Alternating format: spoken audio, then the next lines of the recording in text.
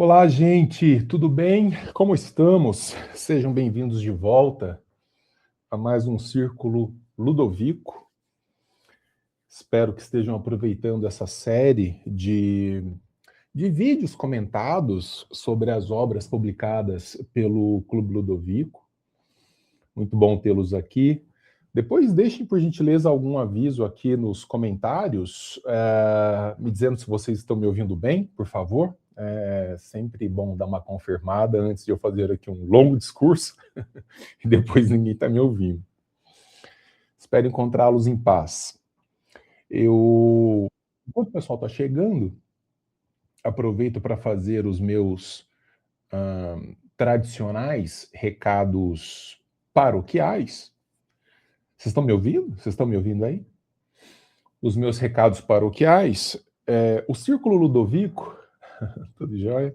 O Círculo Ludovico faz parte do meu trabalho, aspas no trabalho,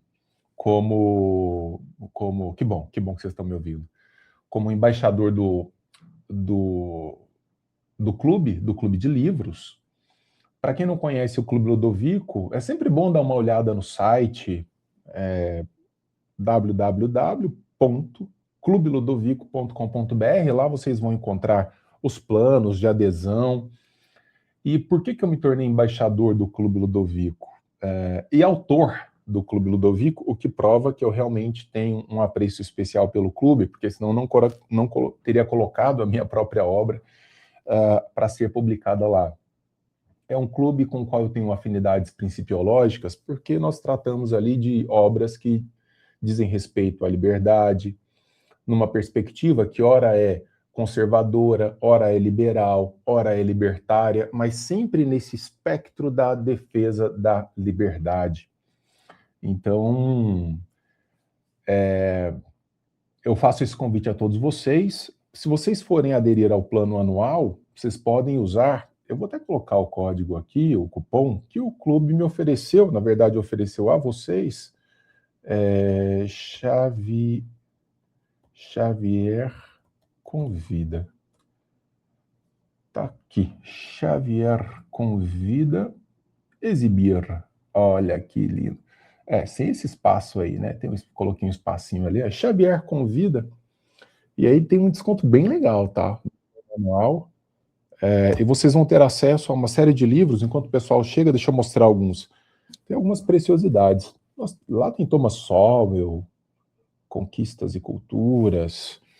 Agora, recentemente, foi publicado O Mito Bolchevique. Esse aqui eu também já comentei no Círculo Ludovico. Aqui eu tinha falado do meu livro, né? Da Palavra ao Medo, em capa dura, em versão luxuosa. Foi publicado há alguns meses. Quando você se torna membro do Clube Ludovico, você se torna apto também a comprar livros na loja do Clube Ludovico. Isso aqui é uma maravilha. Deixa eu ver se dá para aparecer aqui.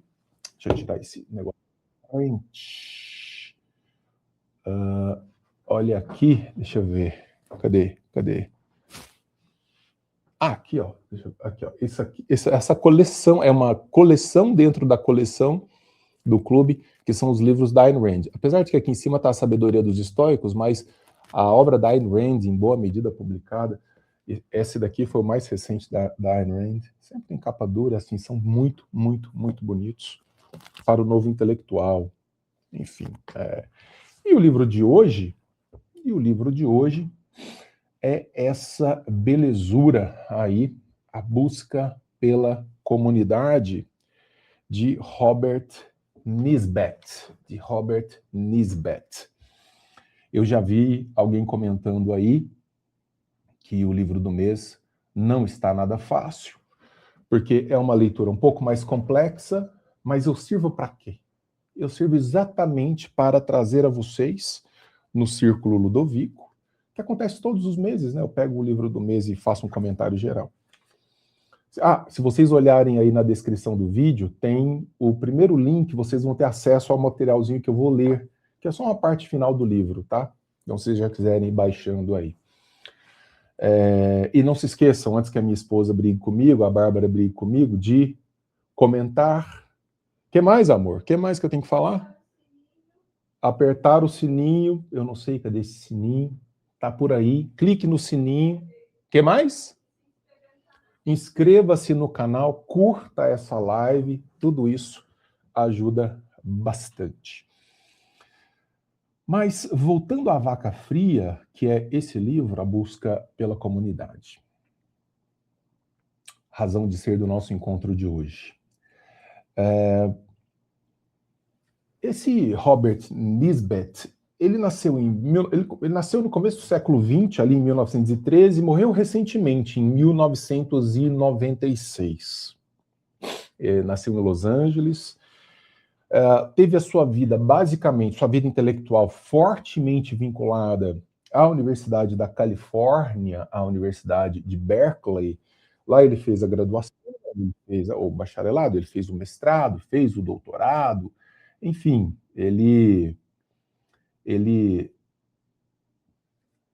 pesquisou, ele desenvolveu todo o seu trabalho a partir da sua frequentação ali na Universidade de Berkeley.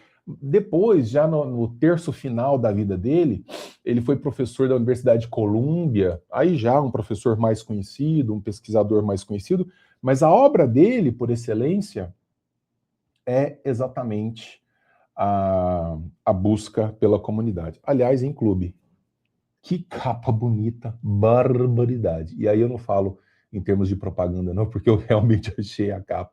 Eu nunca falo, porque às vezes quando eu não falo, se eu não falar é porque eu não achei tão lindo assim. Essa capa ficou bonita demais, barbaridade.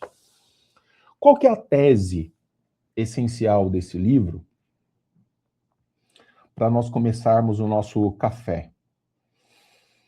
O Nisbet, ele vai dizer que o Estado moderno, como nós o conhecemos, ele nos prometeu uma série de coisas, ele nos prometeu o bem-estar social, ele nos prometeu liberdade, ele nos prometeu integração, como resposta às vicissitudes próprias da Idade Média. Então, a ideia de que o Estado liberal moderno fosse conferir ao sujeito uma autonomia, uma liberdade enquanto indivíduo, né? Em algumas tradições, eles vão falar sobre uma liberdade atomizada, um indivíduo que pertença a si mesmo, um indivíduo que seja senhor de si mesmo. Então, é mais ou menos isso o que nós temos, grosso modo, como uma promessa do Estado moderno em reação àquele mundo medieval. O que o Nisbet vai dizer é que, pelo contrário, o que nós estamos observando é que a história do Estado moderno, como nós viemos a conhecê-lo, está associada fundamentalmente a o que ele vai chamar de desintegração das comunidades sociais intermediárias. Quando você for ler o livro, você vai ver essa expressão lá, né? Comunidades sociais intermediárias.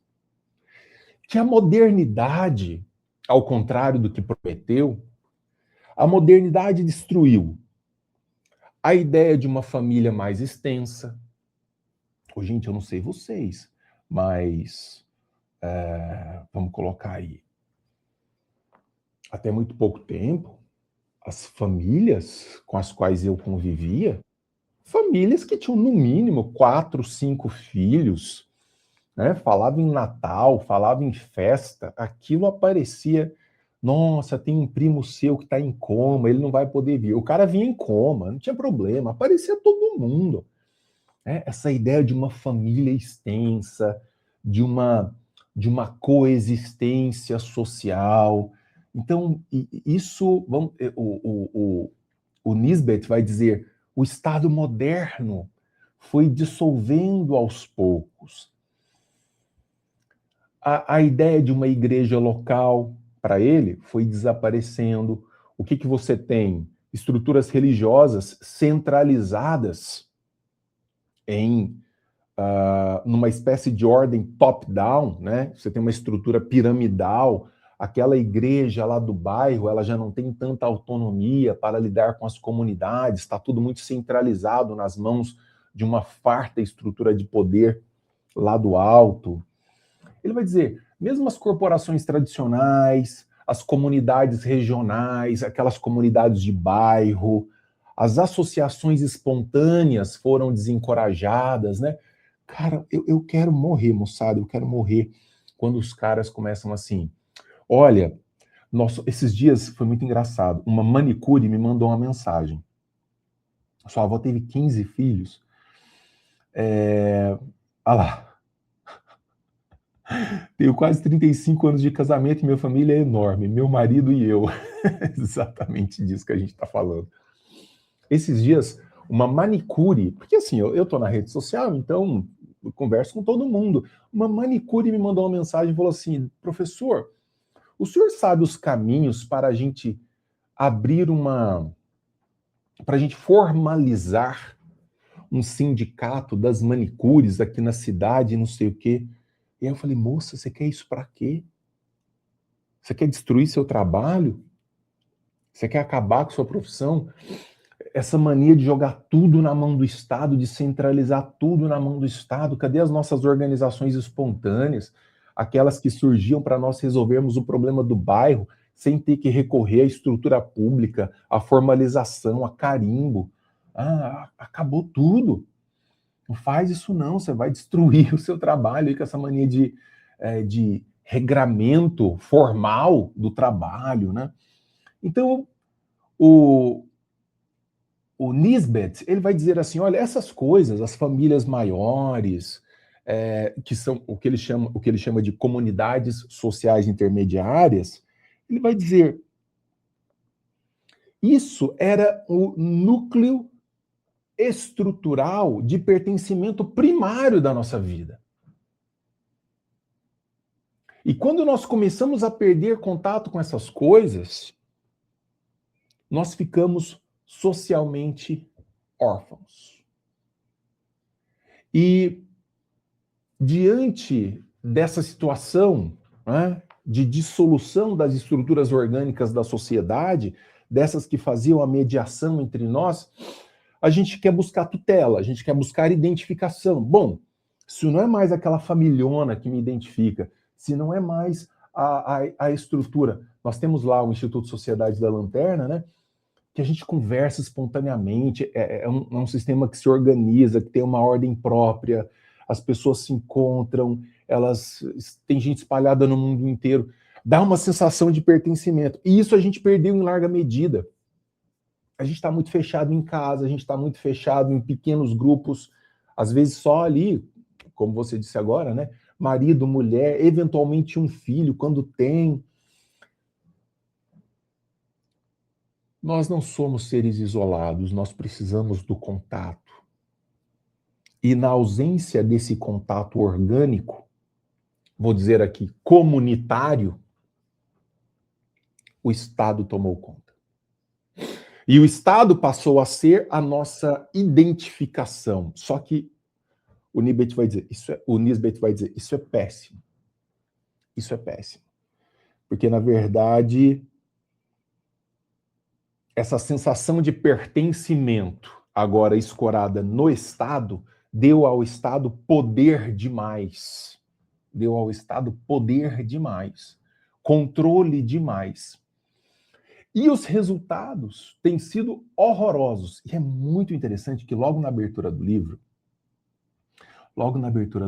ele faz um comentário que nós estamos vivendo... Bom, é um livro da década de 50, né? E aí ele faz uma nova edição ali por volta de 1970. Ele vai dizer, já naquela época, nunca se descreveu tanto na literatura, na medicina, condições de um homem abandonado, condições de um homem angustiado. Já antecipando o que a ciência diz hoje, nós vivemos uma época pandêmica de ansiedade. De ansiedade. E ele vai dizer, essa sensação de ausência de pertencimento, essa sensação de que falta uma coisa que dê sentido à nossa vida, isso começou a nos escapar de maneira mais grave pela nova construção social que nós temos, absolutamente escorada nesse... Aumentar meu som? Deixa eu ver se tem jeito. Áudio. Deixa eu ver aqui. Volume do microfone. Melhorou aqui? Melhorou aqui? Vejam, por gentileza, se melhorou. Eu puxei aqui uma setinha que estava me indicando o volume de microfone. Eu não sei se melhora para vocês. Mas melhorou para quem queria ali? Nós vivemos nessa época de abandono, de orfandade, exatamente porque esses organismos intermediários começaram a nos faltar.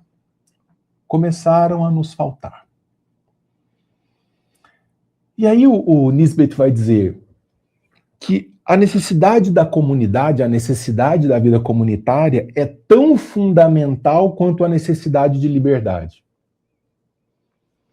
Eu sou um que vivo falando da necessidade de sermos livres. Nós precisamos da liberdade, nós precisamos, né, de garantir a liberdade a todo custo, etc, etc, etc.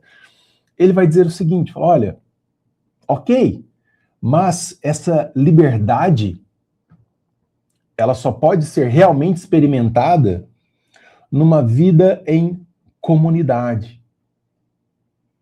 Ao contrário do que se imagina, do que alguém possa ter imaginado, de que a liberdade e a vida comunitária são coisas separadas, elas não podem coexistir, ele vai dizer, e essa é uma tese muito aristotélica, ainda que ele não discuta diretamente com Aristóteles, mas a tese dele é muito aristotélica. A liberdade, para ser experimentada plenamente, ela deve ser experimentada dentro de uma vida comunitária, harmoniosa, de relações voluntárias, de relações espontâneas. A tese é de que sem pertencimento comunitário, não existe liberdade sustentável. Portanto, essa ideia de liberdade como uma espécie de isolamento do sujeito em relação à sociedade, cara, isso não se sustenta. Nós temos que participar de uma ordem que dê sentido à nossa vida. E é exatamente essa ordem que dá sentido à vida que nós vamos encontrar naquelas estruturas intermediárias. Lá da igrejinha do bairro, lá da associação de moradores, nos encontros familiares. É ali que a gente vai se ajustar. É ali que nós vamos encontrar o verdadeiro telos, a verdadeira finalidade do sujeito. É quando nós nos identificamos nos olhares dos outros que estão ali no nosso microcosmos. Então, o que aconteceu, eu coloco aqui mais ou menos, moçada, se vocês me permitirem, na conta, mais ou menos daquela crise que foi verificada com a ascensão de Alexandre o Grande. Quando Alexandre o Grande toma o poder na Grécia, o que acontece é uma espécie de um indivíduo que se via como cidadão da polis, ele cai num mundo hipercentralizado de poder nas mãos de Alexandre e dos seus generais, e ele já não tem mais aquela dimensão de organização orgânica da vida em sociedade. O homem da polis, ele meio que desaparece, então isso nos coloca em crise. E, de uma forma ou de outra, é disso que o Nisbet está tratando. E que, na ausência dessa identificação orgânica da vida em sociedade, o que a gente faz? A gente tenta buscar a nossa identidade em alguma coisa. Se não é em nós mesmos isolados, porque nós mesmos isolados também não damos conta da realidade, na medida em que, e essa é a tese também aristotélica, o homem é zoon politikon, o homem é um animal político, nós somos seres gregários, nós precisamos da vida em sociedade. Moçada, se eu soltar cada um de vocês pelo mundo, de maneira isolada, a primeira coisa que vocês vão fazer é assim: será que a gente consegue achar outra pessoa pelo caminho? Vamos começar a andar atrás de alguém? De alguma casa que indique que alguém está morando? Se nós fôssemos naturalmente feitos para vivermos de maneira isolada, separados do resto, e se eu estivesse isolado, a primeira coisa que eu faria é falar: me deixa quieto aqui. Me deixa quieto aqui.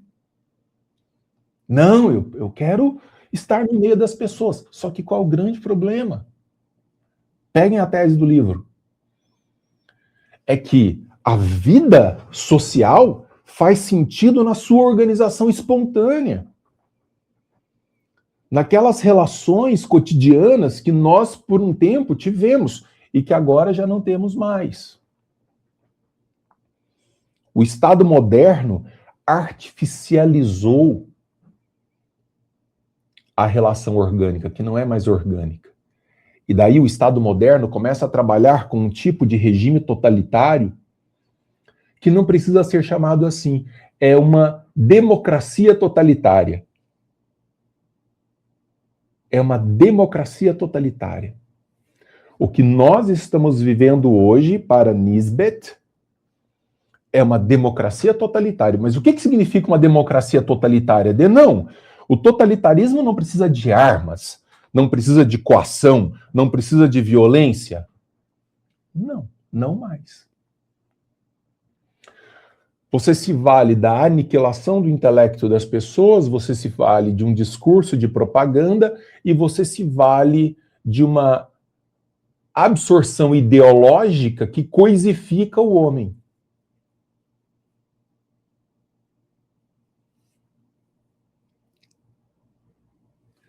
Olha essa pergunta.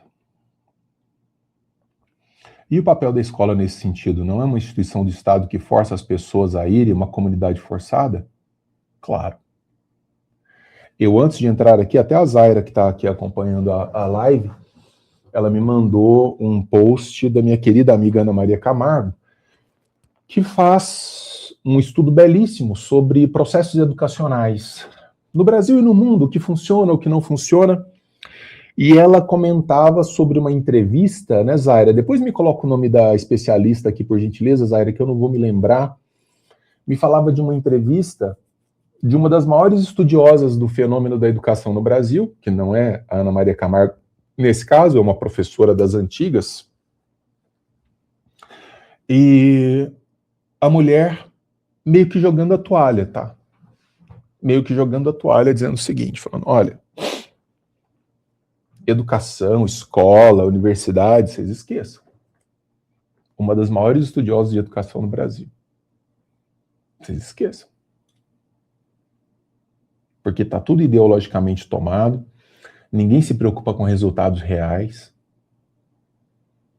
Você tem documentos relacionados a processos formativos que são o quê? No fim, a aniquilação da inteligência dos indivíduos. A aniquilação. E aí ela fala, pelas tantas na entrevista, ela fala assim: eu por um tempo resisti à ideia de que o Estado trabalhava para, por assim dizer, destruir esse processo de educação. Não, eu tenho que admitir, é exatamente isso que ele faz. E isso está muito alinhado com a tese do livro. Que é, o Estado moderno, ele não precisa de pensadores. Ele precisa de aderentes, de seres que adiram a uma visão que os líderes, que têm um poder todo centralizado em suas mãos... tá aqui o nome dela, né? Ilona, esse sobrenome aí, que eu não vou nem arriscar dizer. Tem uma entrevista com ela recente, e ela falando isso, ela bem cética com relação, obrigado, Zerota, com relação a essa questão educacional. E isso está muito na linha de um livro que, eu repito, foi escrito na metade do século passado e que conversa diretamente com a gente hoje. Então, o que a gente teve, historicamente falando, foi uma espécie de um resultado paradoxal. Quanto mais o indivíduo foi, aspas, libertado das comunidades, mais ele se torna dependente do Estado. Antes, a gente meio que se resolvia. Agora eu estou em busca dos meus direitos que o Estado tem que me dar, que o Estado tem que me oferecer, e tudo aquilo que eu demando mais do Estado, que passa a ser o grande tutor da vida, na verdade o que eu estou fazendo é conferindo mais poder a esse Estado. Isso, venham a mim, eu resolvo para vocês. Vem cá, eu te acolho. Eu sou o pai do povo. Eu cuido do meu povo. É o Estado de plantão, é o governo de turno, prometendo sempre a mesma coisa. Não se preocupem, vocês têm direitos. Só que para que eu garanta esse discurso de direito, eu preciso tirar de algum lugar. Quem paga a conta? Então, o Estado, ele parasita as liberdades, ele suga a seiva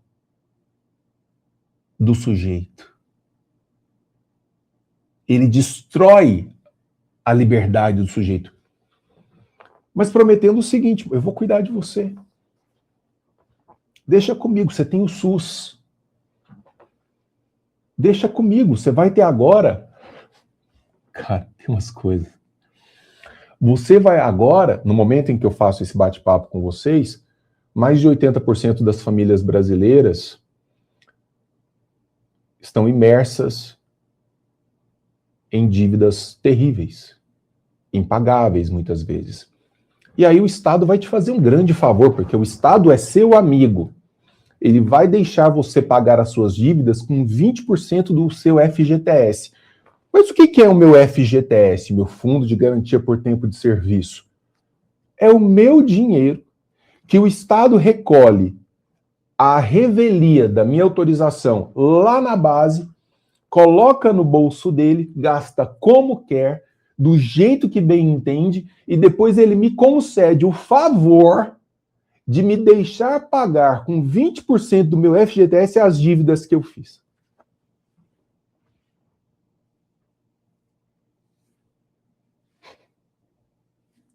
É bizarro, é bizarro. É bizarro alguém normalizar isso. O Estado rouba o seu dinheiro, faz o que quer desse dinheiro, especialmente cuidando das classes aristocráticas estatais. Outro dia tinha uma desembargadora falando que o que ela estava fazendo, daqui a pouco ela trabalha escravo. Uma mulher que no último boleto tinha recebido quase 100 mil reais líquidos. Que anda de carro de luxo pago pelo Estado, ou seja, pago por vocês.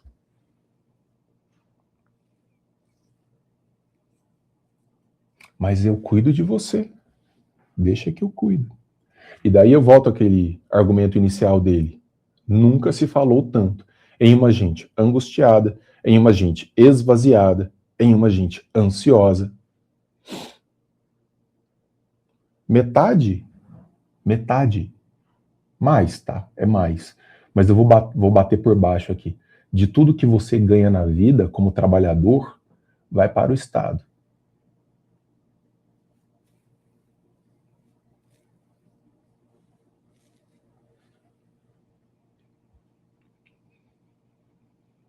Então, esse vazio que surge da dissolução comunitária não permanece o vazio. Quem ocupa? O Estado. Ele torna-se, o Estado, o principal objeto de lealdade e devoção que anteriormente eram concedidas, a lealdade e a devoção, à comunidade. Eu pertenço a essa comunidade, eu luto por essa comunidade. Então, o Estado, nas palavras do Nisbet, ele passa a absorver funções simbólicas da comunidade. Funções simbólicas da comunidade. Então, o que na verdade cria uma ideia de comunidade imaginada, mas que não é vivida. Ela é imaginada. Nós todos somos brasileiros, isso nos une, mas isso não é vivido. Nós não compartilhamos legitimamente, espontaneamente, uma visão de nação. O que define um brasileiro? O que nos define enquanto nação? O que diz o que nós somos? E a tese interessante é essa, o Nisbet está dizendo, sem esse cotidiano orgânico da vida em sociedade,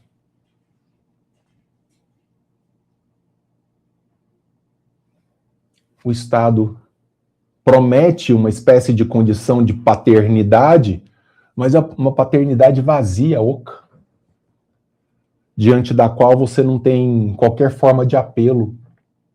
É uma relação esvaziada. Então, aí nós somos esses caras que ficam procurando segurança, identidade, um sentido para a vida, um reconhecimento, e aí nós vamos buscar isso lá no Estado. Nós vamos buscar isso lá no Estado. Quer ver um paradoxo? Eu vou contar um paradoxo que para mim é grotesco. Para mim é grotesco, mas eu devo ser alguma espécie de doente mental. Nós temos um organismo estatal brasileiro chamado MEC, que é o nosso célebre Ministério da Educação. Já foi um dia Ministério da Educação e Cultura, Ministério da Educação, chamem como quiserem. O MEC é responsável pelas políticas que implementa, por algumas das maiores tragédias formativas que nós já tivemos no mundo e que nós experimentamos no Brasil. Eu acabei de citar o caso de uma famosa estudiosa brasileira que jogou a toalha. Esqueça. A tendência é só de pior. E aí o que as nossas instituições escolares buscam? Reconhecimento do MEC. Não basta o fato de serem obrigadas a serem registradas junto ao Ministério, sob pretexto de que o Ministério vai garantir qualidade disso e daquilo, mas ainda esse próprio MEC estabelece padrões do que ele chama de padrões de qualidade para dar estrelinha, 2, 3, 4, 5 estrelinhas para as instituições educacionais, chancelando o quê? O MEC chancela o quê? Por que uma universidade privada quer ter 5 estrelas do MEC? Porque existe a ideia difundida, não escorada em fatos, de que isso é chancela de um Estado que quer o melhor e que garante a qualidade. Faz-me rir. Fosse assim, nós não seríamos o Brasil que nós somos.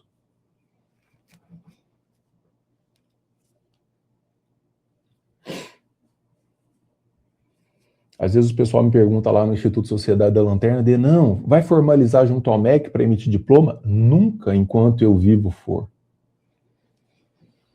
Nós somos esse organismo vivo. É o que nós estamos fazendo aqui, de gente que quer conhecimento, de gente que não vai atrás de chancela estatal de baixo nível para falar que é uma coisa grandiosa.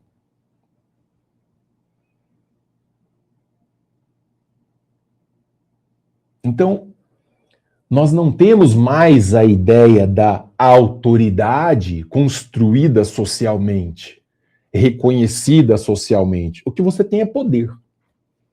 É um poder que é atribuído a uma estrutura estatal que passa a organizar tudo. Que passa a organizar tudo. E daí, a tese do Nisbet, então, ela é contraintuitiva, porque não é o Estado que vai proteger a liberdade. Ele vai dizer, quem protege a liberdade são as comunidades intermediárias. Somos nós aqui. Somos nós aqui no Círculo Ludovico, somos nós lá naquele grupo de leitura, somos nós na universidade. Isso que deveria acontecer. Lá no núcleo da igrejinha, lá no núcleo do bairro. Aquele é o espaço da manutenção da liberdade, em oposição a qualquer arbítrio estatal. Na medida em que essas estruturas intermediárias se dissolveram, então nós temos o indivíduo, nós temos as estruturas intermediárias sociais, que são muito coesas, mas elas desapareceram, e nós temos a estrutura do poder estatal. O que aconteceu é que essa almofada que separa o indivíduo do poder estatal, ela deixou de existir. Então houve uma colagem. É o indivíduo entregue ao poder estatal. Aquelas estruturas, então, que limitavam o poder político, família, igreja, universidade, associações civis, corporações profissionais, elas foram dissolvendo, elas foram acabando. Então, o indivíduo ficou sozinho diante do Estado. Sou eu sozinho diante do Estado. Então, esse Estado que prometia a emancipação do indivíduo, a liberdade, etc., etc., nós criamos um indivíduo que é dependente do Estado. O que nós fizemos foi alimentar o lobo. O que nós fizemos foi alimentar o lobo.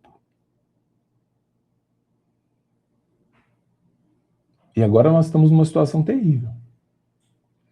Porque nós demos poder demais a ele. E como é que a gente desfaz? Porque hoje, se você quiser recuperar o poder perdido dessas instituições intermediárias, você vai ter um baita trabalho pela frente. Um baita trabalho pela frente. No resumo de Nisbet, nós temos a busca moderna pela liberdade, estou citando ele diretamente, resultou na expansão sem precedentes do poder político. A busca moderna pela liberdade resultou na expansão sem precedentes do poder político. Pega as democracias modernas aí. Pega a democracia norte-americana. É o Estado absolutista. É uma democracia totalitária. Os políticos, mesmo os políticos norte-americanos, que era até então a terra da liberdade, da preservação da liberdade do indivíduo, eles estão num estado de aporia, num estado de perplexidade. O que está acontecendo? Nós estamos perdendo liberdade de expressão. Era a terra da liberdade de expressão. Isso está nas primeiras linhas da Constituição norte-americana. Liberdade de expressão. E não é de quem é nascido nos Estados Unidos, é quem está com o pé dentro dos Estados Unidos. Você está dentro desse território porque os pais da nação souberam muito bem qual era o mal a ser combatido. Você tem que ficar de olho no poder do Estado. Aliás, a grande rejeição que tinha e que quase não teve essa estruturação para a construção de uma Constituição dos Estados, para fazer os Estados Unidos da América, é que os Estados disseram assim, peraí, a gente acabou de sair da mão de uma metrópole, vocês estão querendo criar uma outra? A Constituição norte-americana só saiu porque ela é fundamentalmente um documento contra qualquer iniciativa desse Estado recém-criado contra os indivíduos, contra a autonomia dos pequenos estados, ou dos estados. Eles estão perdendo isso.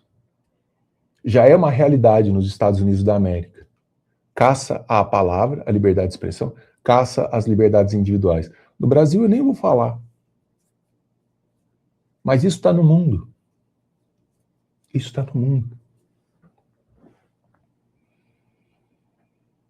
Você tem um presidente que,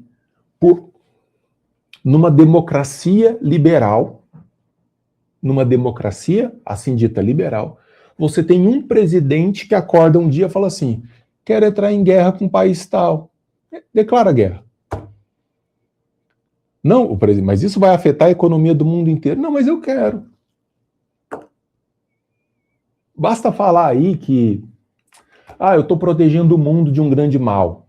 Mas quais são as provas, presidente? Não precisa. Fala aí. Nós estamos impedindo um país do mal ter armas nucleares. Presidente, mas o senhor, um ano atrás, fez um ataque a esse mesmo país e disse que tinha aniquilado o poder nuclear dele. Como é que a gente vai falar agora que nós estamos em guerra de novo contra ele para combater um negócio que o senhor falou 1 ano atrás que tinha aniquilado? Você acha que o povo está prestando atenção? Fala aí, fala aí.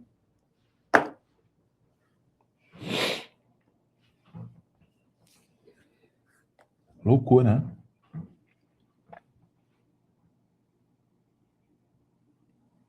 Então, se nós quisermos, diz o Nisbet, se nós quisermos recuperar uma verdadeira noção de liberdade, nós vamos ter que recuperar a vitalidade das associações intermediárias que se situam entre o indivíduo e o Estado. Então, você tem uma modernidade que destruiu as comunidades naturais em nome da liberdade, o vazio na destruição dessas comunidades naturais foi ocupado pelo Estado, e sem comunidades intermediárias não há liberdade possível, não há aquilo que Aristóteles vai chamar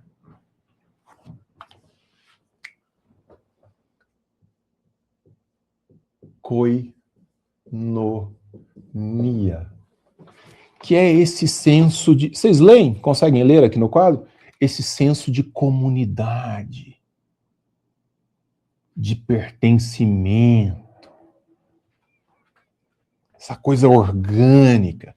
Eu quero estar lá porque isso faz bem para mim. Aristóteles tem uma frase que é maravilhosa, que ele vai dizer assim: um homem que não se dispõe a viver dentro da polis, dentro da cidade, ou ele é uma besta fera, é um monstro, ou é um deus.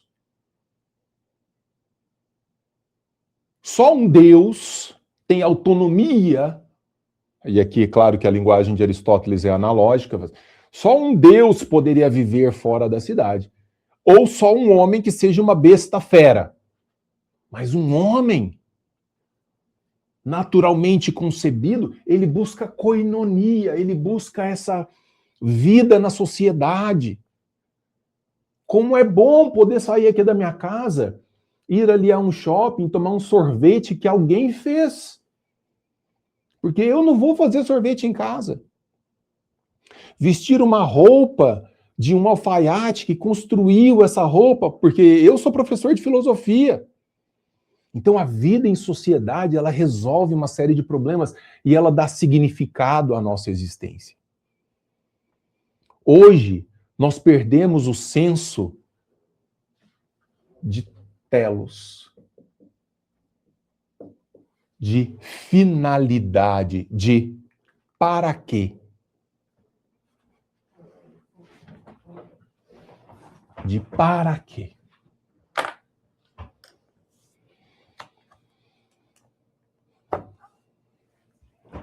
E nós precisamos recuperar isso. Estamos falando do ISDL, né? Aqui no Círculo Ludovico, são momentos em que nós nos encontramos. O que nós estamos fazendo aqui é criando uma tessitura intelectual de oposição a esse Estado monopólico. Aqui nós estamos criando uma barreira quando nós pensamos juntos sobre esses fatos. Nós vamos criando uma barreira, um elemento que questiona o avanço do Estado da forma como foi feito. Nós precisamos desse retorno, nós precisamos de uma volta àquilo que é mais orgânico, a uma amizade cívica, estruturante. Em grego se diz philia politicae. Philia politicae. O que é filia? Essa amizade, esse senso de ligação, de estrutura que une em ambiente político.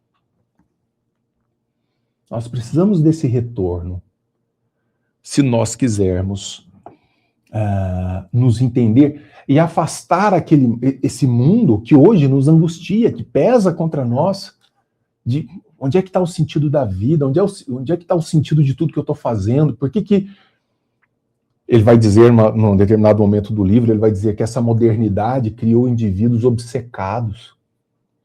Nós estamos obcecados. Dinheiro, dinheiro, dinheiro, tempo, tempo, tempo, forma física, sucesso. Eu não sei, nós estamos tentando, em certas áreas da psicologia, dizem que todo excesso evidencia uma falta. Você abre o seu guarda-roupa, tem 450 roupas lá dentro. O que você está querendo preencher com isso? Para onde você está indo? Se eu não tiver o último carro de luxo, se eu não tiver... A gente fica tentando se dar um significado. Então aí ele vai dizer, para que nós nos curemos disso, nós vamos precisar recuperar essa dimensão comunitária, koinonia, essa dimensão comunitária da nossa existência. Com associações voluntárias que celebrem a liberdade. Cara, é bonitinho demais. Aqui no bairro, tem aqui um comentário sobre... Professor, com relação a esse sentimento de pertencimento, faço uma analogia com as torcidas de clube de futebol. Sim, o sentimento é inexplicável, mas tem muito senso de pertencimento a uma comunidade. É exatamente isso. É orgânico. Eu ia contar um exemplo ainda mais frugal. Aqui no bairro, eu moro num bairro aqui de Uberlândia, que é próximo ao aeroporto, e construíram aqui, vizinho, um outro bairro, que é um bairro mais ou menos planejado, e eles fizeram uma praça. E de vez em quando, para quem me acompanha no Instagram, me vê ali, né, amor? Vê a gente brincando com os cães numa praça, num pedaço cercado da praça, que é uma delícia. Para quem tem cachorro, a gente solta os cachorros lá, eles gastam uma energia. Aí um dia eu estava lá, um cara sentou ao nosso lado. Ah, quem é você e tal, não sei o que, eu sou o João, não sei o que. Ô, cara, a gente tem um grupinho de WhatsApp. Olha só o que o Nisbet está falando. A gente tem um grupinho de WhatsApp dos usuários da pracinha. Você quer fazer parte? Porque de vez em quando, o que a gente faz? O pessoal que vem fazer a capinagem da praça, às vezes não capina os lugares, às vezes, onde os cães precisam ir. Aí a gente pede lá R$10 de cada um, aí se organiza, o cara vem e arruma e tal, vamos fazer e tal. A gente vai colocar plaquinha, olha, recolha o cocô do seu cachorro. Não precisa de prefeitura, não precisa de vereador, não precisa do Lula, nem do Bolsonaro, só precisa de gente que gosta daquilo, que se sente pertencente àquilo. Eu sou o recolhedor oficial de cocô da pracinha. É mesmo. Não sou, amor? Eu chego lá, eu já levo 20 saquinhos, porque tem gente mal educada que ainda não entendeu o senso de comunidade, que pensa o seguinte, alguém da prefeitura vem e limpa. Porra, velho, você tá usando o espaço, é seu, olha ali, é de todo mundo. Aí eu chego, solto os cachorros e já faço a minha varredura. Vou lá pegar os cocôs dos cães, daqueles filhos de uma égua, que acham que devem jogar tudo na mão do Estado, porque afinal de contas o Estado tem que cuidar de tudo.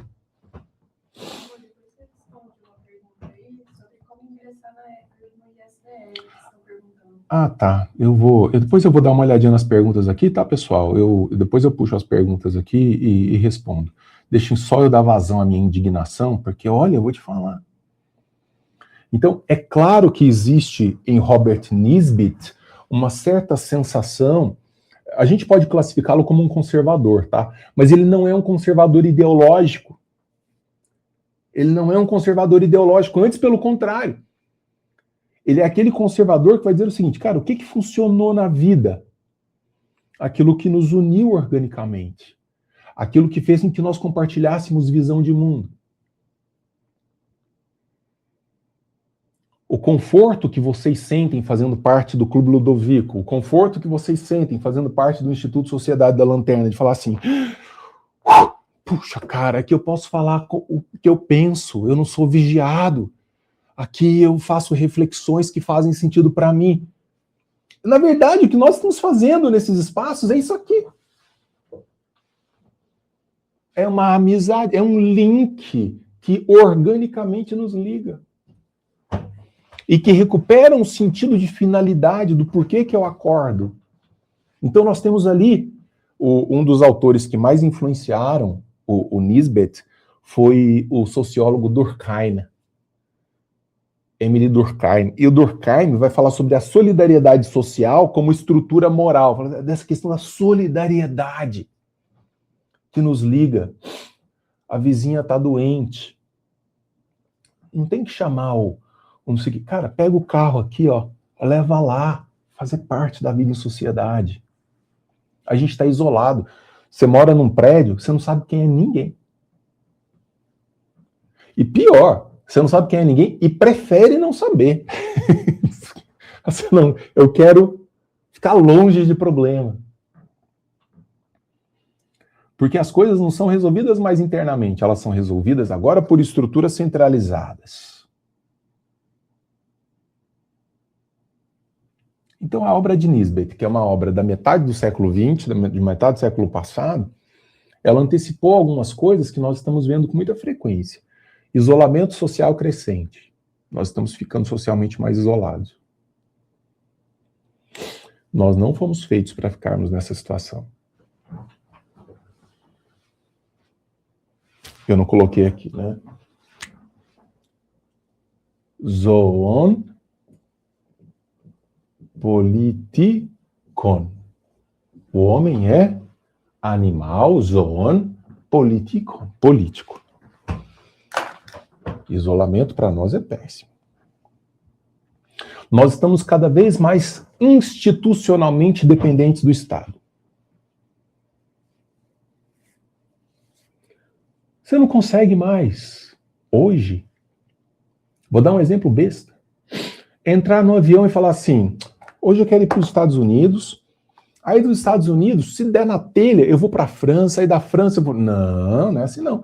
Você tem que pegar todas as autorizações estatais, você tem que fazer todos os procedimentos estatais, você tem que pegar todas as liberações estatais. Você quer pagar uma conta com o seu dinheiro, você tem que pedir autorização do Estado.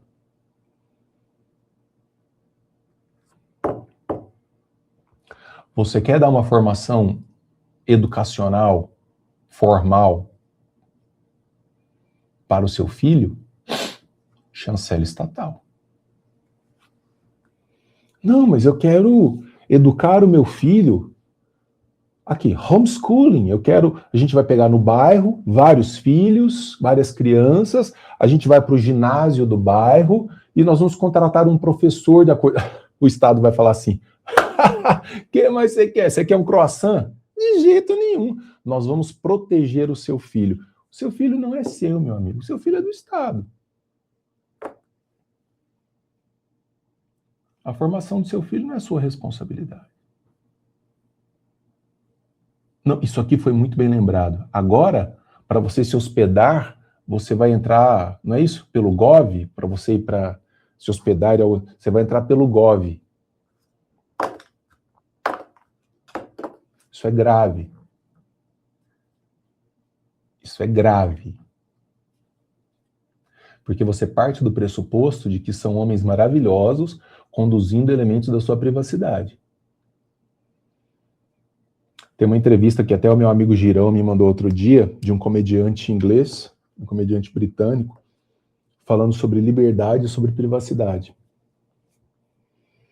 Aí ele deu um dado assim, falou assim, você sabia que durante as incursões nazistas, os nazistas mataram mais na Holanda do que na França? Aí o entrevistador perguntou, mas por que isso aconteceu mais na Holanda do que na França? Ele fala, porque na Holanda eles tinham uma estrutura política centralizada mais organizada. Os nazistas sabiam exatamente onde procurar as pessoas. E na França era tudo muito desorganizado, os sistemas não conversavam entre si.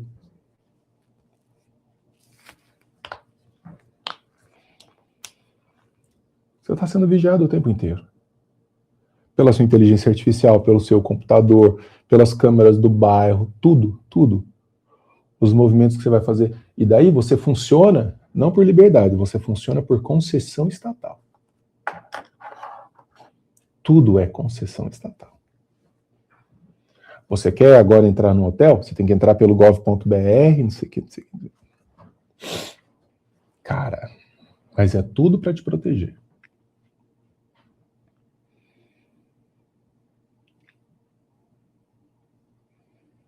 Então vejam, a vida na polis, não é uma vida por contrato. Não é um problema de administração, não é um problema de aparato jurídico, é uma estrutura de pertencimento. Eu me sinto bem estando aqui. Isso aqui faz sentido para mim. E é isso que, quando Alexandre o Grande ascendeu na antiga Grécia, que os atenienses perderam e outros membros de outras poleis perderam a sensação de pertencimento.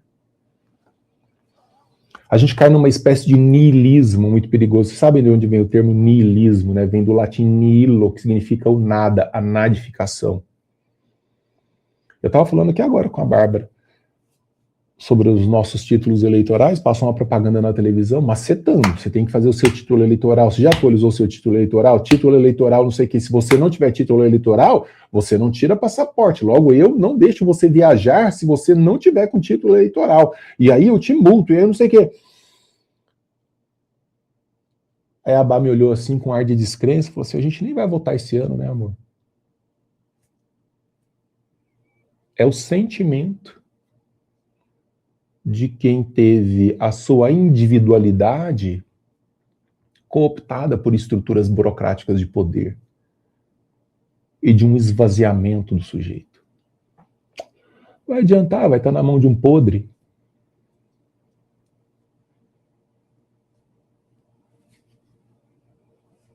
Então a vida humana, para que ela faça sentido, para que a gente recupere essa dimensão de zoon politikon, ela precisa de uma participação na ordem da estrutura que nós estamos montando.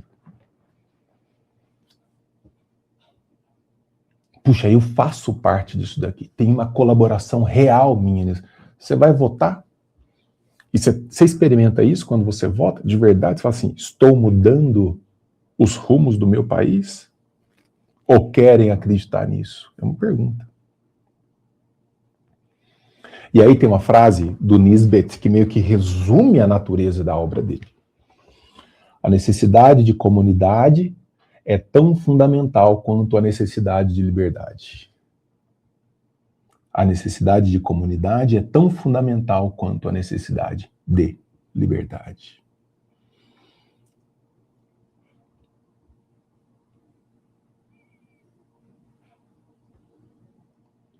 O que é uma baita aula para mim, assim, porque eu gostei muito desse livro do Nisbet, porque ele me colocou para pensar numa coisa, né? Eu, como defensor radical da liberdade que sou, eu acho que eu nunca dei à minha obra, ao modo como eu me expresso, o peso necessário desse elemento orgânico da vida em sociedade. Eu sempre pesei muito a mão na ideia de precisamos nos livrar das estruturas estatais, precisamos quebrar o monopólio do poder, etc, etc. Mas ele chama atenção para isso, para esse elemento. Cara, a gente só vai se encontrar nessas estruturas intermediárias.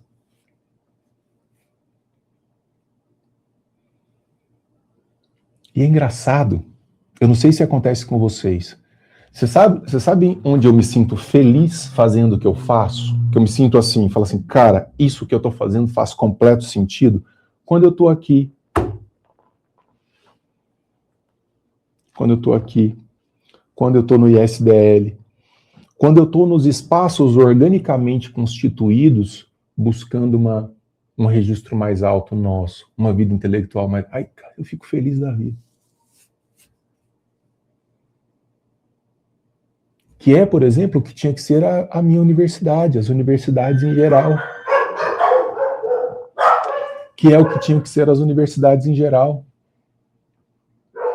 Ambientes orgânicos, descentralizados, nos ambientes nos quais as ideias circulam. As ideias circulam. E era na origem dessa maneira. E era na origem dessa maneira. Onde você faz pesquisa não é para colocar no currículo Lattes, que é um currículo estatal.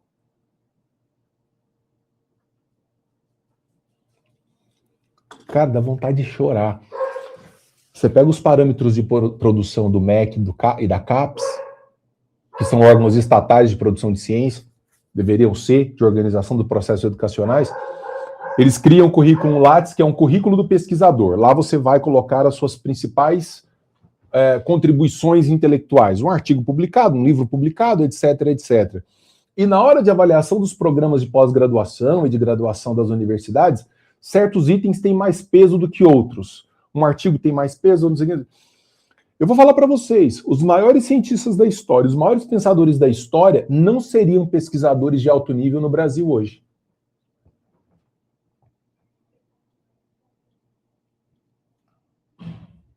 Não seriam.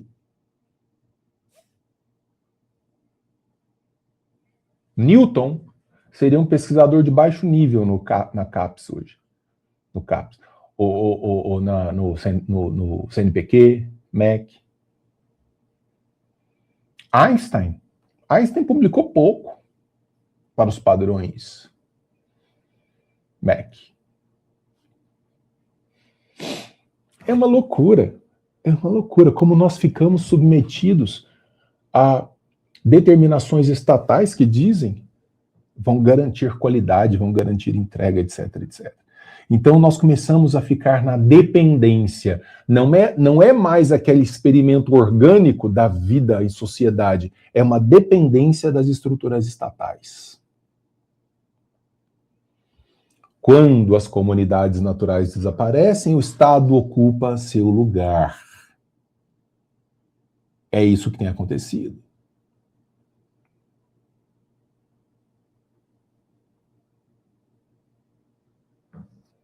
Queria pegar o texto com vocês, só para dar uma ideia de fecho ao nosso bate-papo, e eu separei exatamente 2 ou 3 pagininhas de conclusão do livro. Tá?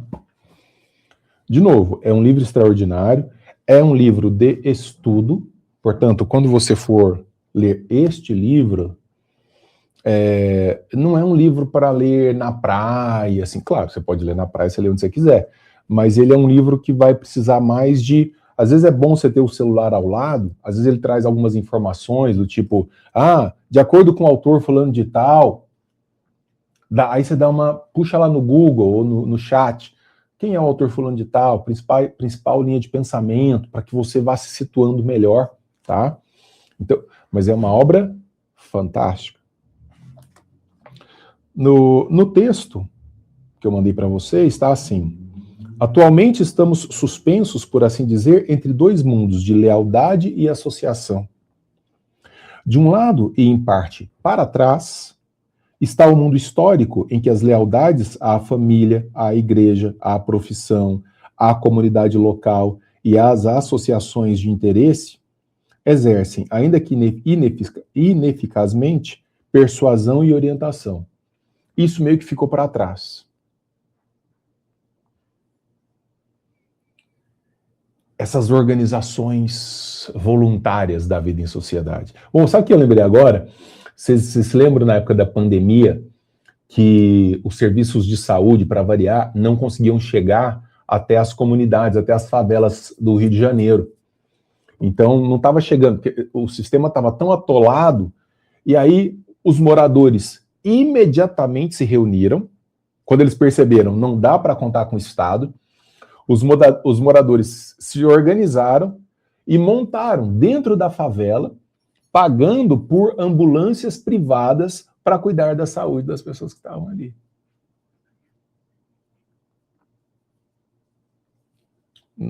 É isso. São as estruturas orgânicas, amor, se resolvendo. Então, assim, como o sistema de segurança pública não dá conta, o que as pessoas vão fazer? Ruas coordenadas por grupos de WhatsApp, câmera da rua, igual tem na nossa rua aqui. Tem câmeras na entrada, tem câmeras na saída da rua, tem um grupo de WhatsApp que se fala o tempo inteiro, se chega uma pessoa estranha na rua, a gente fala, tem uma pessoa não conhecida na rua, pessoal atento na hora de sair das garagens. E aí cria-se uma sensação de pertencimento. Você fala, caramba, olha que legal, eu faço voluntariamente parte disso. Não é um condomínio fechado com regras estabelecidas. E outra, quem vai morar num condomínio fechado já adere a uma visão aceita, e tá tudo bem. O problema é quando você não tem apelo. No condomínio eu posso não estar. Já no mundo, eu não posso não estar. Então, para onde eu vou, eu sou controlado. E aí, tome. Como é que chama esse remédio para a cabeça? Ansiolítico. Tome antidepressivo. É legal como o Nisbet ele vai dizer assim, cara, vocês estão percebendo o que está acontecendo? Está todo mundo medicado. É raro, cada vez mais raro encontrar quem não esteja medicado. Mas porque a gente está o tempo inteiro assim. Se você saiu do sopão da igreja, você já não ajuda no sopão da igreja. Você já não toma conta do grupinho de voluntários que ajuda os cachorros. Você não tem o grupo de leitura. Você não tem isso, você não tem aquilo. Você está isolado dentro de casa, pensando em ficar milionário a qualquer custo, a ter o carro do luxo de qualquer custo e fazer post para tentar mostrar para os outros que a sua vida tem um sentido que ela não tem. Eu conheço essa galera das redes sociais, tá? A maioria está imersa em toneladas de ansiolíticos e antidepressivos. Mas aí na hora que você entra na página do Instagram da pessoa, você fala assim, que vida maravilhosa e plena de sentido. Que isso é vida. Aí na hora que desliga a câmera, álcool, droga, remédio, não sei o que, chora e se desespera e para onde está indo. Porra, mas você é rico, você é milionário, como é que alguém com tanto dinheiro pode... Não se trata disso. Esvaziou. Eu não sei o nome do cara que mora ao meu lado aqui, ó.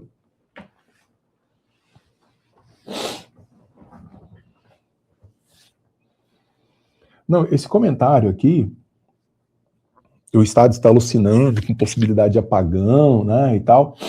Você se lembra da Guerra do Golfo nos Estados Unidos? Era muito simples, assim. Era a época do governo Bush. O governo estava economicamente mal, e aí quando surgia alguma coisa assim, subiu a inflação, etc, etc, que aí os jornais começavam a falar, o governo emitia um alerta laranja de ataque terrorista no país. Aí, quando era uma crise política maior, saía do laranja e ia para o vermelho. Aí você manipula o que vai ser dito, o que não vai ser dito, você dá a pauta. Você dá a pauta. Olha a classe política que nós temos no Brasil. Olha o que é pauta política no Brasil.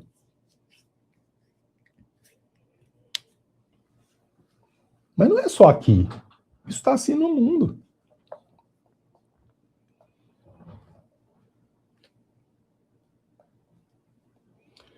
Do outro está o mundo dos valores idênticos à comunidade política absoluta, em que todo simbolismo, lealdade, responsabilidade e senso de propósito se tornaram indistinguíveis da operação do poder político centralizado. Então, de um lado, está dizendo o Nisbet, nós temos essas comunidades orgânicas que eram centros de resistência com relação ao poder político. Ô, vereadorzinho, você não vai entrar aqui, não. Isso aqui nós vamos fazer do jeito que nós estamos fazendo. Não, nós temos que fazer uma lei, não sei o quê. Se mete aqui que você não vai ser reeleito na próxima. Você fica na sua aí. Acabou, você não tem mais essa mediação.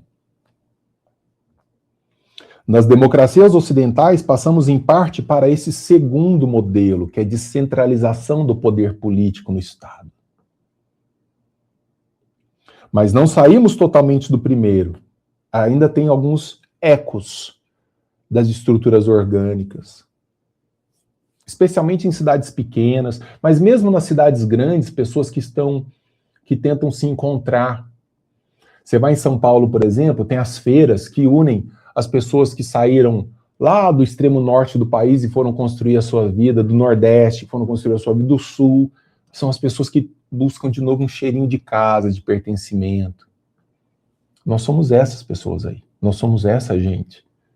Nós não somos figuras caninas para serem conduzidas pela coleira por um Estado todo-poderoso. Nessa posição suspensa reside tanto o nosso perigo quanto a nossa esperança. Nós estamos aqui com um pé numa coisa, com um outro pé mais fincado noutra coisa, que é nessa vida de um Estado fortemente centralizado. Nossa esperança, porque ainda não nos separamos completamente, como muitas populações europeias, das fontes sociais de liberdade. E porque nossas vontades ainda não foram anestesiadas em passividade moral. Não se esqueçam de que o Nisbet ele escreve ainda antes do fenômeno das redes sociais. Ele tá, quando ele escreve, muito esperançoso ainda de que nós façamos um passo atrás, de que nós voltemos a essas estruturas intermediárias e orgânicas da vida em sociedade. Nosso perigo, porque manifestamente essas fontes se enfraqueceram e o fascínio da comunidade política se tornou cada vez mais intenso.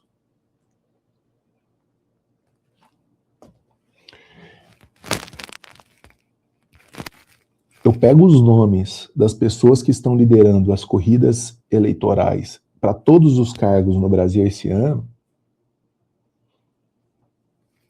eu só penso no bendito dia em que eu fui ao médico e fiz a minha vasectomia. Sério. Porque, eu tô falando para mim, tá? Eu não sei para vocês, é desesperador. É desesperador. Mas não é isso só o que me desespera. O que me desespera é a torcida. É a torcida. Os caras têm uma metralhadora na mão e vocês querem dar para macacos. Primeiro que macaco, e ninguém tinha que ter essas metralhadoras, tanto poder assim nas mãos de estruturas estatais, para começar. Então essas metralhadoras, metaforicamente citadas, não deveriam nem existir. Menos ainda, se fosse um revólver 32, 22, dá na mão de qualquer um.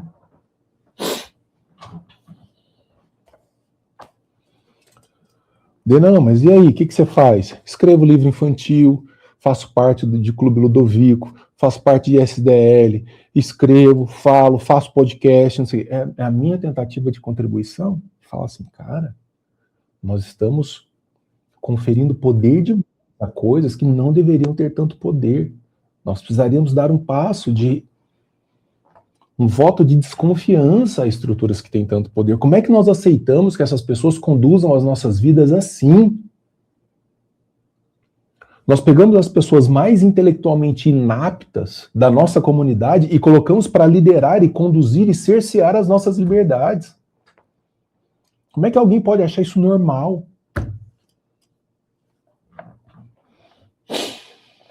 Segundo parágrafo da parte conclusiva, né, estamos lidando com um problema que exige uma nova classificação dos estados, relevante para as condições reais de ordem e liberdade no mundo contemporâneo.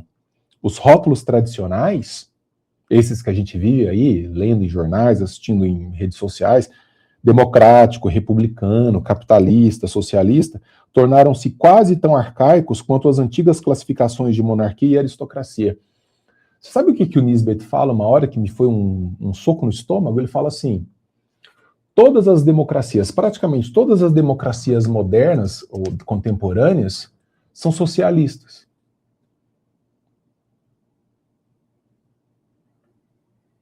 É tudo controlado pelo Estado.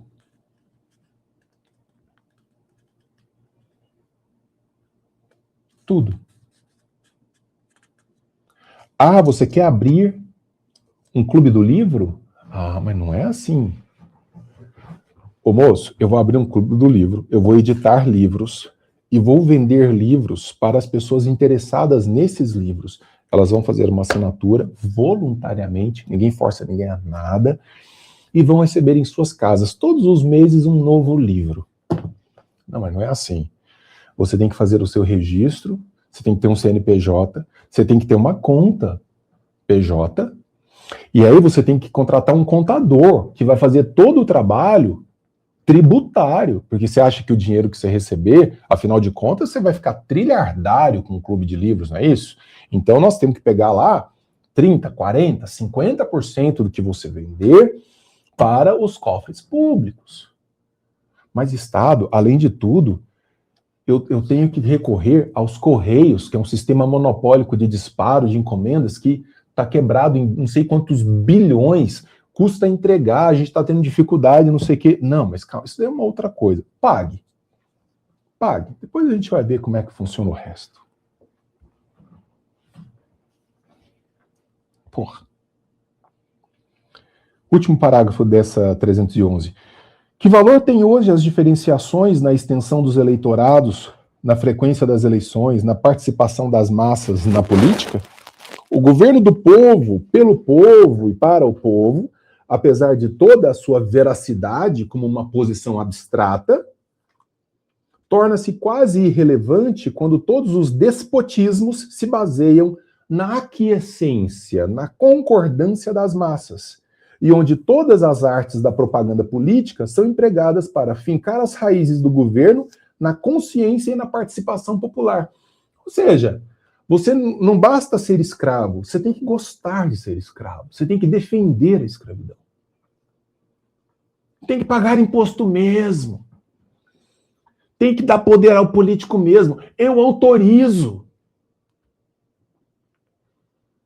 Se você tem a aquiescência das massas, se você tem o político que faz o que quer, do modo como quer, e vendendo uma propaganda de que aquilo é bom e você aceita, precisa mais do quê?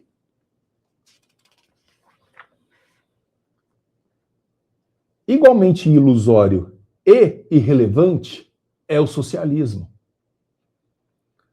Quando Sir William Harcourt declarou no final do século XIX, agora somos todos socialistas, suas palavras tinham um caráter profético que ele não pretendia exatamente. Pois a maioria dos objetivos prezados pelo socialismo do século XIX tornaram-se procedimentos aceitos tanto por governos democráticos quanto totalitários. Pega a pauta socialista e cola no Estado, sei lá, contemporâneo brasileiro, por exemplo, para falar do nosso Estado. É assim, ó. Controle educacional, controle entrada e saída, controle das empresas, controle do mercado, controle. Somos todos socialistas, nego. Somos todos socialistas.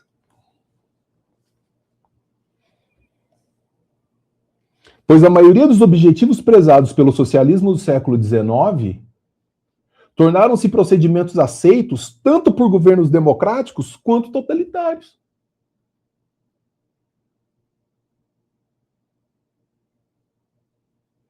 Devemos concluir que todos os estados no futuro serão capazes de demonstrar, e terão que fazê-lo, atributos do socialismo. Mas por si só, essas características não prometerão nada em termos de liberdade. Nada. Nós, na verdade, estamos só perdendo liberdade.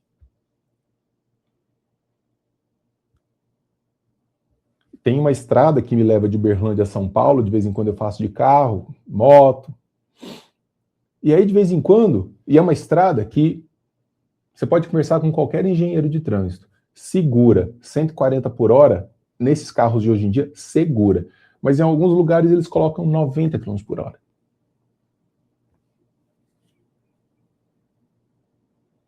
Aí o que você faz? Antes você tinha uma forma de burla. Você saía daqui e falava assim, pô, tô tranquilaço aqui, cara, olha, tô vendo essa estrada 10 km para frente. Vou colocar aqui 120, 130, tranquilo. Opa, radar, tira o pé. Você já não pode mais fazer isso.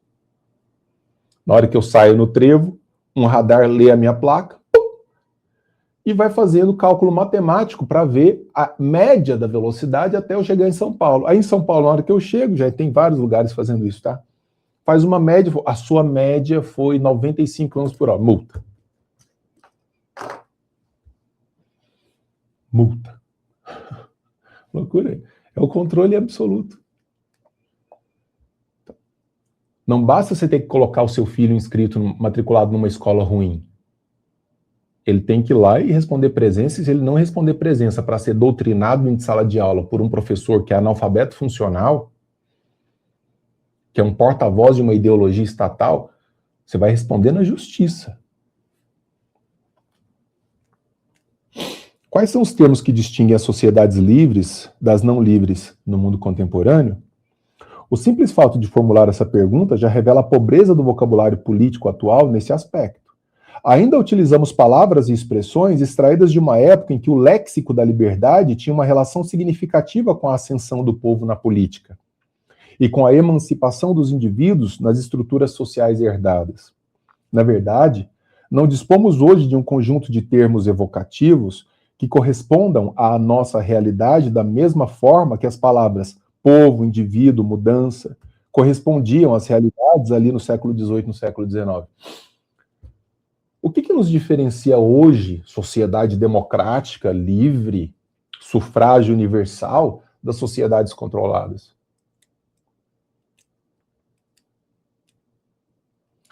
Pega uma sociedade comunista, politicamente, culturalmente, como a China. O que nos diferencia? Essencialmente. Pouquíssima coisa. Nós já temos gente sendo presa por liberdade de expressão. Crime de opinião. Outro dia o STF decidiu que um jornal que publica uma opinião que possa ser eventualmente considerada ofensiva à democracia, ele primeiro será advertido, depois, se insistir, poderá ter a sua circulação retirada. Um jornal. O nome disso é jornalismo estatal. Você pode publicar as coisas, enquanto não me incomodar.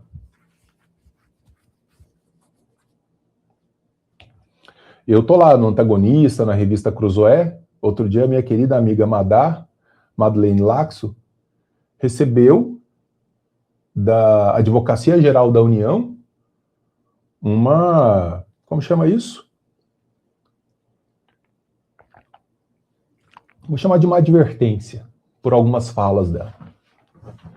A Advocacia Geral da União o que está fazendo, para mandar para uma jornalista uma ameaça de censura, que por si só já é uma censura. Porque disse alguma coisa que contrariava o status quo político.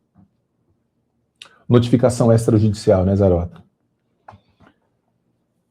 Existe um tipo de Estado que busca sempre estender seus poderes e funções administrativas a todas as esferas da sociedade, sempre atrás de maior centralização na condução de suas operações e de uma maior politização da vida social, econômica e cultural. Politiza-se tudo.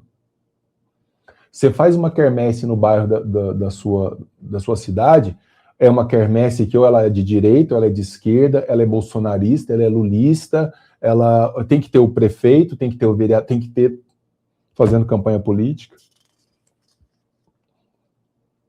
Ele não faz isso em nome do poder, faz isso em nome da liberdade. Da liberdade da miséria, da insegurança e da tirania das minorias. Exibe os símbolos do progresso, do povo, da justiça, do bem-estar e da devoção ao homem comum. À direita e à esquerda. Você vê os políticos falando, você fala, eu quero viver nesse mundo aí. É esse mundo aí. Eu vivo nesse mundo, caramba, eu abro a janela e falo, não estou vendo. Não, mas vê aqui. As nossas realizações, cara, mesmo? É tudo meio igual? Não, aqui houve uma grande diferença. Esforça-se incessantemente para tornar seus fins e propósitos da classe política centralizada no poder aceitáveis. Por meio do rádio, dos jornais, dos documentos, até mesmo para os cidadãos mais humildes. Constrói um senso de identidade absoluta entre Estado e sociedade, nada fora do Estado, tudo dentro do Estado. Tudo que está no Estado é bom, o que está fora do Estado é ruim, deve ser coibido. Cada vez mais, nesse tipo de Estado, as necessidades básicas de educação, recreação, bem-estar, produção econômica, distribuição e consumo, saúde espiritual e física e todos os demais serviços da sociedade tornam-se aspectos da estrutura administrativa do governo político. Você pode fazer tudo, desde que eu autorize. Porque, afinal de contas, eu sou o garantidor do seu bem-estar. Esse processo de transferência passa a ser aceito por quase todos. Eu me lembro. Tem algumas coisas assim que a gente guarda na memória, né?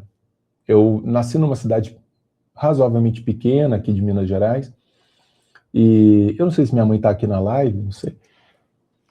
Você lembra disso, amor, que na cidade... Você tá aí, amor? Que na cidade passava o leiteiro, o queijeiro, os caras que vendiam doce de leite. Com aqueles latões. Passava com latão, o cara pegava lá assim, aí o que você pega, né? Toda dona de casa, né, sabia. Toda a família sabia. Você passava num pano, limpinho assim o leite, tirava as impurezas, fervia. Ninguém nunca morreu. Ninguém nunca morreu. Agora não. Acabou, não tem nada, não pode. Você sabe que Minas Gerais produz alguns dos doces de leite mais conhecidos no mundo. Queijos. Tinha um queijo produzido, acho que, não lembro se era lá em Alagoas, Alagoas aqui de Minas Gerais. Alagoa, né? Não podia vender, não. Porque não tinha chancela da higiene estatal. Até hoje, para vender queijo Minas aqui em Minas é... Para vender queijo Minas aqui em Minas, você tem que... assim, entende? Assim, a gente perdeu o senso, basicamente porque o cara que vendia o leite lá, amor, que passava o leiteiro, era o seu Zé, que fornecia leite para minha avó há 30 anos, e depois o pai dele, e depois o avô dele, antes, né? Então, aquilo significava o seguinte, esse cara, ele tem interesse em me vender um negócio fresquinho, da comunidade, porque é o negócio da família dele. Não pode mais. Acabou tudo. Você tem que estar assado. Mas para estar assim ou assado, para ter as autorizações estatais, você precisa submeter a sua produção a gastos exorbitantes que inviabilizam a produção e a taxas e a impostos, etc. É disso que o Nisbet está falando. A gente perdeu o cheiro da casa. A gente perdeu o cheiro da casa, achando que o Estado ia assegurar a nossa tranquilidade. Mas houve uma inversão. Nós ficamos abandonados a nós mesmos, porque o Estado está tão distante, ainda que prometa tanta coisa, a gente perdeu o senso de coinonia.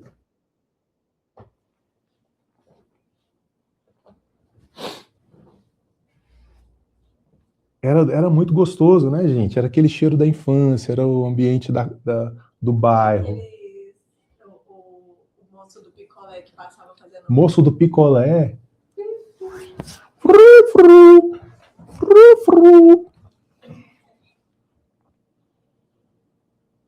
Este processo de transferência passa a ser aceito por quase todos. Por empresário em busca de produção e lucro garantidos, porque é aquele negócio seguinte, eu trabalhei em Brasília por um tempo, você sabe quem mais ferra a liberdade, um dos que mais ferram a liberdade no país, é o empresário que quer salvar a sua empresa, e o que ele quer? E o que ele vai fazer? Ele vai buscar lobby junto ao político, porque tem tanto poder em Brasília, que ele vai falar o seguinte, cara, então eu vou atrás de um presentinho para mim. O ideal seria que todo mundo concorresse em condições de igualdade. Eu estou vendendo meu sorvete numa porta, você está vendendo o seu sorvete na outra porta. Quem vende melhor a menor preço, prospera. Agora não, eu vou lá, o meu sorvete é pior e é mais caro. Mas eu consigo um favorzinho com o político que baixa a taxa do meu sorvete, me coloca em condições de empatar o negócio do cara que vende mais baixo preço e melhor qualidade. Brasília é o mundo do lobby. Se você souber com quem conversar. Então, empresários em busca de produção e lucro garantidos, educadores que precisam de recurso. Você quer ganhar uma bolsa na sua universidade? Submeta-se aos regramentos do MEC, porque senão não tem din-din. Posso contar a experiência pessoal? Fiz isso uma vez.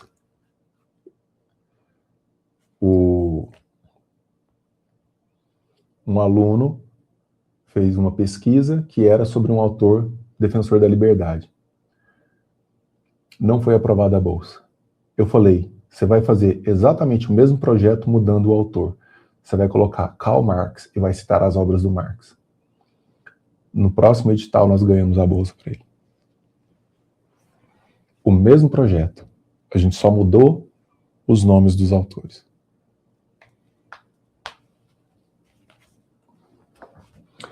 O que está a meu favor eu aceito, o que está contra mim eu não aceito.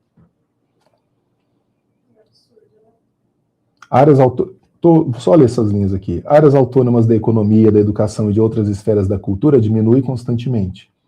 Invasões aos direitos das minorias são defendidas, assim como a autoridade e a responsabilidade social, e limitações ao direito de associação em nome do povo, justiça social, preparação para a guerra contra a pobreza. Quer dizer, os caras não só não entregam, como vetam as iniciativas orgânicas que poderiam entregar, mas que correriam paralelamente ao poder estatal. Cara, esse é um baita livro. É um baita livro. É uma leitura que em alguns momentos ela fica um pouquinho mais técnica, mas ela não está longe de ser impossível, é muito boa de ser feita. Fica aqui a sugestão a vocês. Entenda uma coisa, eu não indico coisa ruim. Então, se você quer fazer parte... Denis, eu quero receber um livro por mês, vai ser legal e tudo, ainda mais que você está comentando os livros, isso pode ajudar. Assina o Clube Ludovico. Você pode usar aí o cupom Xavier Convida. O valor mensal da assinatura é o valor de um bom livro por mês, com a vantagem que você vai receber em casa e vai acompanhar uma série de comentários que eu vou fazendo, de atividades que nós temos aqui. Beleza? Moçada, deixa eu ver aqui. Amor, tinha pergunta aqui? Tinha alguma pergunta? Perguntaram como ingressar na SDL. Deixa eu ver aqui.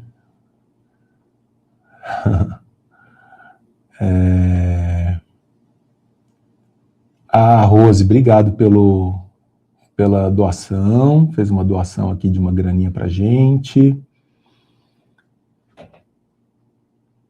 Como é que tá isso aqui?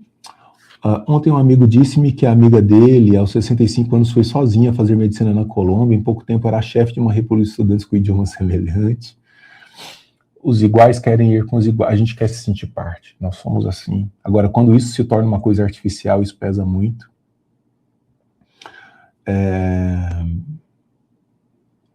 Os incautos. MEC chancela a burocracia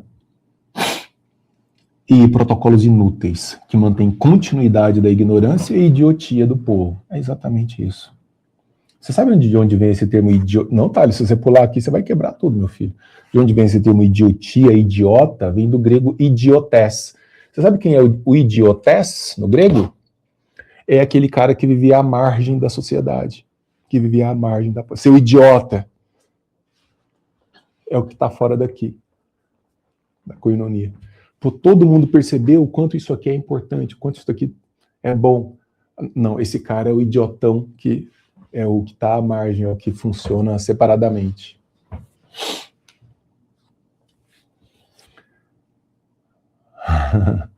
O ISDL é a nossa comunidade para aprimoramento intelectual. Para que Estado? O ISDL é nosso Instituto de Sociedade da Lanterna, que é um instituto que eu conduzo já há 5 anos, de alta formação intelectual. E lá dentro, inclusive, nós pegamos os livros do Clube Ludovico e analisamos e lemos. Eu vou fazer uma imersão dentro do ISDL. Tem um mosquitinho voando aqui. Eu vou fazer uma imersão dentro do ISDL de alguns livros selecionados do Clube Ludovico. Então, a gente tem uma parceria muito boa, uma sinergia muito boa. Estado Paisão. Eu não sei se tem mais alguma pergunta. Se alguém tiver a pergunta e quiser colocar aqui. Se não tiver, eu agradeço muito a todos vocês. Fica recomendado a busca. Onde que a pessoa se inscreve no ISDL? Não, aí me procura aqui nas redes sociais. Você pode me achar lá no... O meu arroba é sempre prof.denisxavier, com 2 N's, YS, Xavier com X. Você sempre vai me encontrar nesses perfis, fazendo a divulgação do Clube Ludovico, fazendo lá a divulgação do ISDL, e dessa parceria, e tem uma série de outras coisas. Será muito bem-vinda, Dalit. Muito, muito obrigado. Quer ver aqui, ó. Se você for ao Instagram, deixa eu colocar aqui, ó, prof.denisxavier, põe, tá aqui. Esse aí sou eu nas redes sociais. Olha lá, sou eu indicando eu mesmo, né? Isso tá no Instagram, isso tá no YouTube. E lá tem os links. Aí lá na bio, lá nos links da bio, por exemplo, eu tenho uma carta semanal que está entre as 20 cartas semanais, as 20 cartas não, entre os 20 textos mais lidos do mundo na área de filosofia no Substack. O Substack é a rede social dos textos, de blogs, e eles têm áreas específicas. Obrigado, Zé. E lá no Substack, toda quinta-feira eu publico uma carta chamada The News, uma brincadeira com o meu nome, né? E com a ideia de um jornal. E nós estamos na área da filosofia entre os 20 mais lidos do mundo. Nós somos quase 40 mil assinantes do Substack hoje lá. Muito legal. O que mais que tem lá? Tem o ISDL, tem... O link está na sua bio. Fala aqui. É só na hora que... É simples, na hora que entrar no meu Instagram lá, @prof.denisxavier, você, lá na bio, lá onde descreve lá quem eu sou, o que eu faço, aí você vai encontrar.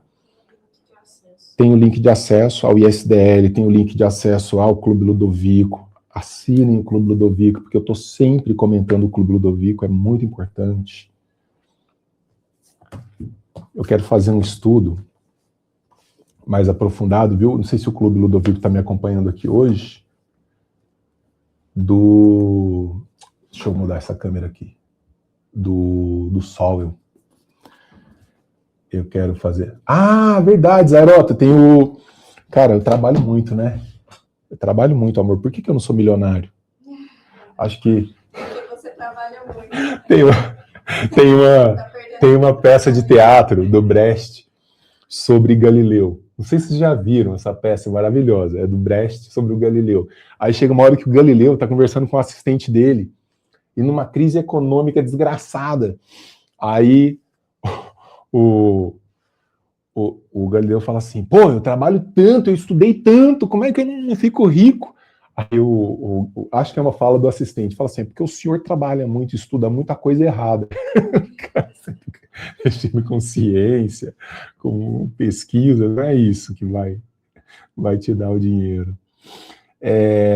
Mas é basicamente isso, Dalit, se você der um pulo nesse arroba aí, lá no Instagram, no meu YouTube, naquelas partes descritivas, assim, da bio, lá tem tudo, tem todos os links, tá? Você encontra todos os acessos.